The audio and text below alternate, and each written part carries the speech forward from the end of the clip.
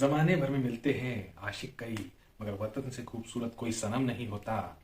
नोटों में लिपट कर, सोने में सिमट कर मरते हैं शासक कई, मगर तिरंगे से खूबसूरत कोई कफन नहीं होता। फायटर या नव्या चित्रपटाबद्दल सांगणार आहे। ऋतिक रोशन, दीपिका पदुकोण, अनिल कपूर, करण सिंग ग्रोवर यांच्या मुख्य भूमिका असलेला हा चित्रपट प्रामुख्याने वायुसेनेवर भारतीय वायुसेनेवर बेतलेला आहे आणि भारतीय वायुसेनेच्या विविध ऑपरेशन्सवर चित्रपटाची कथा गोफण्यात आलेली आहे। खऱ्या घटनांचे रेफरन्सेस पण या चित्रपटांमध्ये घेण्यात आलेले आहेत, त्याच्यामुळे चित्रपट आपल्याला बांधून ठेवण्यात यशस्वी होतो असं मी म्हणेन। ऋतिक रोशन वायुसेनेच्या अधिकाऱ्याच्या रूपात एका फायटर पायलटच्या रूपामध्ये पडद्यावर अतिशय सहज पद्धतीने, सुरेख पद्धतीने वावरलाय।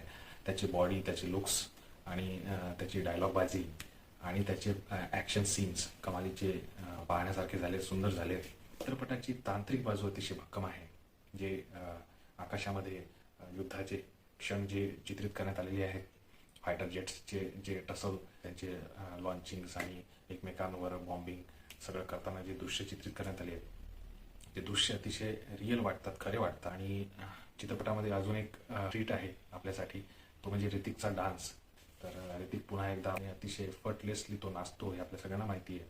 आणि चित्रपटाची कमकुवत बाजू अशी काही म्हणता येणार नाही, परंतु फर्स्ट हाफमध्ये, पहिल्या भागामध्ये चित्रपटाचा वेग स्लो पेस आहे। चित्रपट परत ट्रॅकवर येतो, वेग पकडतो आणि कथा समोर जाते आणि एक अतिशय मला तर आवडला।